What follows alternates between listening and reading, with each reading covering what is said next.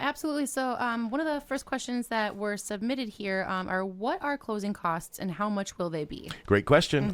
Closing costs are the painful part of the process, and they can get very high. So depending on whether you're buying or selling, but they're easy to identify. So if you're a seller, your closing costs are primarily going to be, if you're using the professional realtor, you're going to have a commission. You're going to have to pay for a survey. Typically, if you're in an unincorporated area with a sewer and a well, you'll have to pay for a sewer and well inspection. But that's not really a closing cost, but it is a cost to consider when selling. And then you'll have title fees. In Illinois, we have a seller gets to select title, so therefore a seller has the privilege of paying for title, and they buy the policy for the buyer.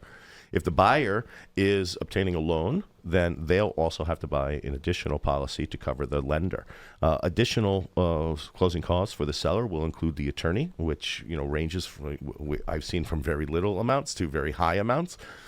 I like to caution people from spending too little on their attorney. You want to make sure that you're working with someone who's not just kind of throwing you in a boiler room of paralegals who are going to do this. They don't know who you are. They don't answer your calls, and it makes it difficult to get those deals transferred. That's why we always recommend you work with attorneys we've worked with in the past and have had successful dealings with. But it doesn't mean you can't choose your own attorney, by all means.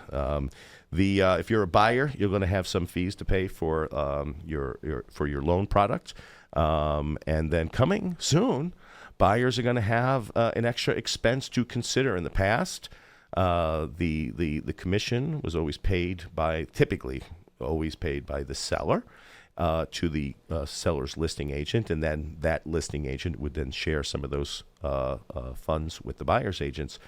But new policy coming in August. This is coming top down, and there's still some legal battles going on about it.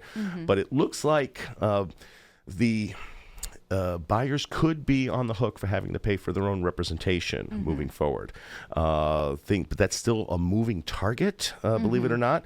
I know PIN MLS, which is the MLS from Massachusetts, just filed a civil rights claim saying that there's a violation of free speech by not allowing sellers to offer compensation to cooperating buyer agents. Oh, interesting. I hadn't really thought about that aspect of it. Yeah. Well, what's funny is I never actually made that articulation of the freedom of speech. I always just kind of fell on how can you prohibit the seller from being able to offer compensation to anyone up front?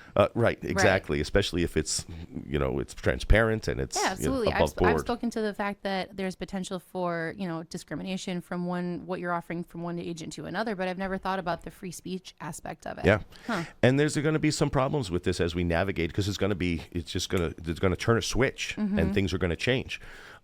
So there could be problems with maybe buyers not getting proper representation because they don't feel they can afford to pay for representation, going directly to the listing agent whose sole fiduciary responsibility is to the seller, not the buyer. That's going to be problematic. And then for sellers, it could be problematic too, because one of the ways we attract buyers is by offering that offer of compensation to buyers agents to bring their buyers to look at your house.